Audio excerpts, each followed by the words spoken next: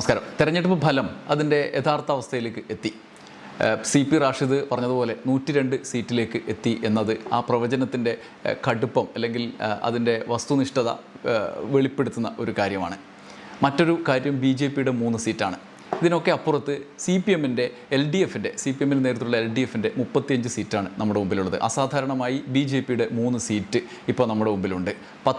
ഇതുപോലൊരു 10 വർഷം മുമ്പ് ബംഗാളിൽ മമതാ ബാനർജിക്കെതിരെ 3 സീറ്റുമായി അടുത്ത പട ആരംഭിച്ചതാണ് BJP. അതിനുശേഷം അവിടെ ഉണ്ടായ കാര്യങ്ങൾ നമുക്കറിയാം. കേരളത്തിൽ അതുകൊണ്ട് തന്നെ ഈ തെരഞ്ഞെടുപ്പിന് അസാധാരണമായൊരു സാഹചര്യം ഉണ്ട്.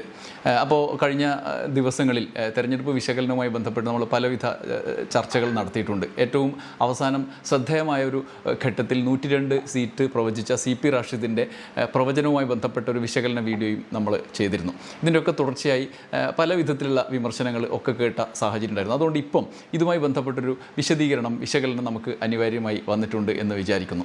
ഇത് ഒരു അസാധാരണ ഘട്ടമാണ്. BJPയുടെ ഈ സാന്നിധ്യത്തിനപ്പുറത്ത് UDFൻ്റെ വിജയത്തെക്കുറിച്ചാണ് ഒന്നാമത്. UDF അർഹിച്ച വിജയം എന്ന് നമുക്ക് വിലയിരുത്തുമ്പോൾ തന്നെ മറ്റൊരു പ്രധാന കാര്യം പ്രതിപക്ഷത്തിൻ്റെ ഈ ആഘാതമാണ്. പ്രത്യേകിച്ച് LDFൻ്റെ CPMൻ്റെ നേതൃത്വത്തിലുള്ള LDF അർഹിച്ച പരാജയമല്ല ഇത്, അനർഹമായൊരു പരാജയമാണ് ഇത് എന്നുള്ളത് ഒരു യാഥാർത്ഥ്യമാണ്. എന്തുകൊണ്ടാണ് എന്നുള്ളതാണ് നമ്മൾ ഇത്രയും നാൾ സംസാരിച്ചിരുന്നത് പോലെ തന്നെ ഇപ്പോഴും ഈ തെരഞ്ഞെടുപ്പിൻ്റെ ഈ അവസാന റിസൾട്ട് വന്നിട്ടുള്ള അവസാന ഘട്ടത്തിലും വിശകലനങ്ങളിലൊക്കെ നമുക്ക് കാണാൻ കഴിയുന്ന ഒരു കാര്യം, സാധാരണ ഭരണകൂടത്തെ സർക്കാരിനെ വിശകലനം ചെയ്യുന്ന മട്ടിലുള്ളതിൽ നിന്ന് വ്യത്യസ്തമായ ചില വിശകലനങ്ങൾ നമ്മൾ കണ്ടു. ഒന്നാമത്തെ കാര്യം, ഈ കഴിഞ്ഞ 10 വർഷത്തെ സർക്കാരിനെ ഈ തെരഞ്ഞെടുപ്പിന് മുന്നോടിയായി വിശകലനം ചെയ്തിരുന്നത് തെരഞ്ഞെടുപ്പ് പ്രചരണ രംഗത്തടക്കം കാരണങ്ങൾ അടിസ്ഥാന ജനവിഭാഗവുമായി ബന്ധപ്പെട്ട ഭരണപരമായ ബന്ധവുമായി ബന്ധപ്പെട്ട ചർച്ചകളിലല്ല, രാഷ്ട്രീയ പാർട്ടിയുടെ നേതൃത്വത്തിൽ നടക്കുന്നു എന്ന് പറയുന്ന ഡീല്, ഇത്തരത്തിലുള്ള ചർച്ചകളിലാണ് കൂടുതലും നമ്മൾ ഏർപ്പെട്ടത്. പ്രത്യേകിച്ച് പിണറായി വിജയനെ ബിംബവൽക്കരിച്ചുകൊണ്ടുള്ള സാഹചര്യം അത് ചൂണ്ടിക്കാണിക്കുന്ന ഒരു കാര്യമുണ്ട്. അത് മറ്റ് പാർട്ടികളുമായി ബന്ധപ്പെട്ടുള്ള വിശകലനങ്ങളിലുള്ള നിബന്ധനകളല്ല. ഇടതുപക്ഷം എന്നുള്ളത് നമുക്ക് നേരത്തെ അറിയാം. പ്രത്യേകിച്ചും വളരെ ശുദ്ധീകരിക്കപ്പെട്ടൊരു സാഹചര്യം, ചെറിയൊരു വീഴ്ച പോലും ജനം പൊറുക്കില്ല എന്നത് ഇടതുപക്ഷത്തെ സംബന്ധിച്ച് പ്രധാനമാണ്. ഇപ്പോൾ ഉദാഹരണത്തിന് ഇടതുപക്ഷത്തിലെ ഒരു നേതാവിൻ്റെ ഭാര്യ മത്സരിക്കുന്നു എന്ന് വെക്കുമ്പം അത് രൂക്ഷമായ വിമർശനങ്ങൾക്കും പാർട്ടിയുടെ നിരന്തരമായ ഇവാലുവേഷനും വിധേയപ്പെടും. പാർട്ടി അണികൾ തന്നെ അത് പൊറുക്കില്ല. എന്നാൽ അപ്പുറത്ത് ഒരു നേതാവിൻ്റെ ഭാര്യ മത്സരിച്ച് വളരെ കൂളായി ജയിക്കും, അതവരുടെ യോഗ്യതയായി മാറും. ആ നേതാവിൻ്റെ ഭാര്യ മത്സരിക്കുന്നത് അയാളുടെ ഭാര്യയാണ് എന്നുള്ളത് യോഗ്യതയായി മാറും. ഈ തെരഞ്ഞെടുപ്പിലും അങ്ങനെ നമുക്ക് കാണാൻ കഴിയും. ഇങ്ങനെയുള്ള സാഹചര്യങ്ങൾ എല്ലാ തലത്തിലുമുണ്ട്. അത് മനസ്സിലാക്കി മുന്നോട്ട് പോകുന്നതിൽ CPM പരാജയപ്പെട്ടിട്ടുണ്ട് എന്നുള്ളത് യാഥാർത്ഥ്യമാണ്. പക്ഷേ അതിനപ്പുറത്ത് നിലവിലെ ഭാവിയിൽ കേരളം നേരിടാനിടയുള്ള രാഷ്ട്രീയ സാഹചര്യങ്ങൾക്ക് ഉപയുക്തമായ രീതിയിലുള്ള ഒരു പ്രതിപക്ഷത്തെ അല്ല ഇപ്പോൾ തിരഞ്ഞെടുത്തിരിക്കുന്നത്. അനർഹമായൊരു പരാജയം എന്ന് വിശകലനം ചെയ്യുന്നത് അതുകൊണ്ടാണ്. ഒന്നാമത്തെ കാര്യം ഭരണപരമായ കാര്യമാണ്. കഴിഞ്ഞ 10 വർഷത്തിന് മുമ്പുള്ള കാര്യം നമ്മൾ പലതവണ പറഞ്ഞിട്ടുള്ളതാണ്. അത് എപ്പോഴും ആവർത്തിക്കേണ്ടി വരുന്നത് അതിനെക്കുറിച്ച് സംസാരിക്കേണ്ട സാഹചര്യം ഉള്ളത് കൊണ്ടാണ്.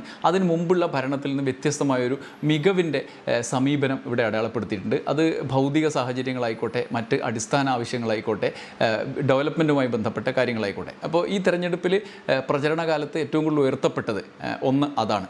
ഈ വികസനമല്ല, വികസന ആർത്തി എന്നൊക്കെ നമ്മൾ ഈ പ്രചരണങ്ങളിൽ അത് വികസന ആർത്തിയുടെ ആൾക്കാരാണ്, അതുകൊണ്ട് വികസനമല്ല പ്രശ്നം, അങ്ങനെയുള്ള ആഖ്യാനങ്ങളൊക്കെ കണ്ടിട്ടുണ്ട്. അതിൻ്റെ ഒക്കെ തുടർച്ചയായിട്ടാണ് ഇങ്ങനൊരു സാഹചര്യം പ്രതിപക്ഷം നേരിടേണ്ടി വന്നത്. അതുകൊണ്ടാണ് ഞാൻ പറഞ്ഞത് ഇത് അർഹിക്കുന്ന ഒരു പരാജയമല്ല എന്നുള്ളത്. നേരെ മറിച്ച് ഞാൻ ഈ വിജയത്തെ അർഹിക്കുന്ന വിജയമല്ല എന്നല്ല പറയുന്നത്, അത് അർഹിക്കുന്ന വിജയമാണ്, അവരുടെ പ്രവർത്തനങ്ങളുടെ തുടർച്ചയാണ്. പക്ഷേ ഇതിന് തുടർച്ചയായിട്ടുണ്ടായിരിക്കുന്ന ഈ വിശകലനങ്ങളുടെ തുടർച്ചയായിട്ട് നമുക്ക് എത്താവുന്ന നിഗമനം അതാണ്. ഈ 10 വർഷത്തെ ഭരണപരമായ കാര്യങ്ങളുമായി ബന്ധപ്പെട്ടാണ് ഞാൻ പറയുന്നത്. ഈ സാഹചര്യം തെരഞ്ഞെടുപ്പ് ഫലം വിശകലനം ചെയ്യുന്ന അവസ്ഥയിലേക്ക് കാര്യങ്ങൾ എത്തുന്നേ ഉള്ളൂ, അത്തരത്തിലുള്ള വിഷയങ്ങൾ വരുന്നേ ഉണ്ടാവും. അപ്പോൾ പ്രാഥമികമായി നമ്മൾ അതിൻ്റെ ഒരു ഘട്ടത്തിലൂടെ കടന്നു പോവുകയാണ്. അതിൻ്റെ വസ്തുനിഷ്ഠമായ പരാജയ കാരണങ്ങൾ മറ്റും ഉണ്ട്. പല രീതിയിലുള്ള കാരണങ്ങൾ CPMനെ ബന്ധപ്പെടുത്തി തന്നെ അവരുടെ വീഴ്ചകളുമായി ബന്ധപ്പെട്ട കാര്യങ്ങളൊക്കെ ഉണ്ട്. നമ്മളത് മറ്റ് വീഡിയോകളിലൂടെ സംസാരിക്കുന്നുമുണ്ട്. ഈ ഘട്ടത്തിൽ ഈ പ്രതിപക്ഷത്തിൻ്റെ ഈ ഭാവിയിൽ ഇപ്പോൾ BJP തന്നെ 3 സീറ്റുകൾ നേടിയ BJPയുടെ അവസ്ഥ നമുക്ക് ഊഹിക്കാവുന്നതേ ഉള്ളൂ. ദേശീയ തലത്തിൽ മറ്റ് സംസ്ഥാനങ്ങളിലൊക്കെ നമ്മൾ കണ്ടതാണ്. അതിൻ്റെ ഉദാഹരണമായിട്ടാണ് പശ്ചിമ ബംഗാളിൽ നമ്മൾ കണ്ടത്. അപ്പോൾ ഈ ഘട്ടത്തിൽ BJP CPM ഡീൽ എന്ന ആഖ്യാനത്തിൻ്റെ തുടർച്ചയായിട്ട് ന്യൂനപക്ഷങ്ങൾ ഒരു ഘട്ടത്തിൽ വാമനപുരം മുതൽ അങ്ങ് കാസർഗോഡ് വരെ CPM-നെ കൈയൊഴിയുന്നൊരു കാഴ്ച ഒരു പരിധിവരെ വസ്തുനിഷ്ഠമായി നമുക്ക് വിശകലനം ചെയ്യാൻ പറ്റുന്നതാണ്. അങ്ങനെ സംഭവിച്ചിട്ടുണ്ട്. ഇതിൻ്റെ റിസൾട്ട് എന്താണ്? ഇപ്പോൾ നമുക്ക് ഏറ്റവും ഒടുവിൽ വരുന്ന നേമത്തെ റിസൾട്ട്, നേമത്ത് സംഭവിച്ചെന്താണ്? ഇത്തരത്തിലുള്ള ഒരു മുന്നോട്ട് പോക്കിൽ കോൺഗ്രസ് സ്ഥാനാർത്ഥി ഇനി മുൻകാലങ്ങളിൽ നിന്നും വ്യത്യസ്തമായി BJP വിരുദ്ധ അല്ലെങ്കിൽ ഫാസിസ്റ്റ് വിരുദ്ധ വോട്ടുകളെ ഭിന്നിപ്പിക്കുന്നതും അവിടെ രാജീവ് ചന്ദ്രശേഖർ വളരെ ഈസിയായി നല്ല ഭൂരിപക്ഷത്തോടെ വിജയിച്ചു പോകുന്നത് കാണുന്നുണ്ട്. നമ്മൾ കഴക്കൂട്ടത്ത് വളരെ ചുരുങ്ങിയ വോട്ടിനാണെങ്കിലും BJP വിജയിച്ച് വരുന്നുണ്ട്. ചാത്തന്നൂർ മറ്റൊരു സാഹചര്യമാണ്. പക്ഷേ ഇത്തരത്തിലുള്ളൊരു ഘട്ടത്തിലൂടെ കടന്നു വന്ന് 3 സീറ്റ് എന്ന BJPക്ക് ഒരു മേൽക്കൈ നിയമസഭയിൽ തന്നെ കിട്ടാവുന്ന രീതിയിലുള്ള ഒരു അവസ്ഥ സംജാതമായിട്ടുണ്ട്. ഇതിനെ മറികടക്കാവുന്ന തരത്തിലുള്ളൊരു പ്രതിപക്ഷത്തെ ഈ തെരഞ്ഞെടുപ്പ് തിരഞ്ഞെടുത്തിട്ടുണ്ടോ എന്നുള്ളതാണ്. അത് അത്തരത്തിലല്ല തിരഞ്ഞെടുത്തിട്ടുള്ളത്.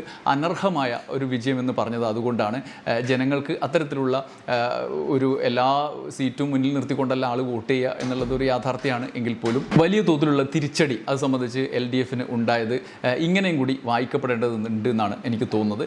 ഈ ഘട്ടത്തിൽ ഇതിനോട് ചേർത്ത് വായിക്കാവുന്നൊരു പ്രതികരണം ശ്രദ്ധേയമായി നമ്മുടെ മുമ്പിലേക്ക് വന്നിട്ടുണ്ട്. അത് M സ്വരാജ് നടത്തിയതാണ്. M സ്വരാജിൻ്റെ ആ പ്രതികരണം ഞാൻ വായിക്കാം. അനർഹമായ ഒരു പരാജയം എന്നാണ് അദ്ദേഹം പറയുന്നത്. കനത്ത പരാജയമാണ് LDFന് ഉണ്ടായിരിക്കുന്നത്. UDFന് മികച്ച വിജയവും നേടാനായി. LDF പരാജയപ്പെടാൻ പാടില്ലായിരുന്നു. LDF ഭരണത്തിൽ സമഗ്രമായ മുന്നേറ്റമാണ് നാടിനുണ്ടായത്. എതിരാളികൾ പോലും ഇക്കാര്യം സമ്മതിക്കും. എന്നിട്ടും തെരഞ്ഞെടുപ്പിൽ പരാജയപ്പെട്ടു. ഇത് അനർഹമായ പരാജയമല്ലാതെ മറ്റൊന്നും അല്ല.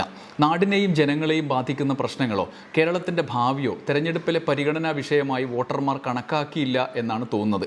2 തവണ ഇവർ ഭരിച്ചല്ലോ, ഇനി ഒരു തവണ അവർ ഭരിക്കട്ടെ എന്ന തികച്ചും ഉദാസീനവും അരാഷ്ട്രീയവുമായ ചിന്ത വോട്ടർമാരെ സ്വാധീനിച്ചിട്ടുണ്ടാകാം. 10 കൊല്ലം മുമ്പുള്ള കേരളം പലരും മറന്നുപോയിട്ടുണ്ടാകാം. എന്നാൽ ഇടതുപക്ഷവും തിരുത്തണം എന്ന് ജനം ആഗ്രഹിക്കുന്നുണ്ടാകണം. ഇടതുപക്ഷത്തിൻ്റെ ചെറിയ കുറവുകൾ പോലും പൊറുക്കാവുന്നതല്ല എന്ന് ജനങ്ങൾ തിരിച്ചറിയുന്നതിൽ ചിന്തിക്കുന്നതിൽ തെറ്റില്ല.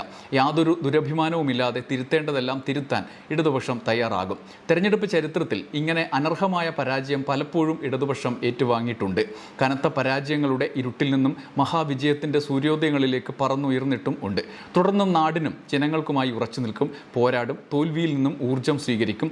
1000 ശരികൾക്കിടയിൽ അരത്തെറ്റെങ്കിലും സംഭവിച്ചിട്ടുണ്ടെങ്കിൽ ആർജവത്തോടെ തിരുത്തും.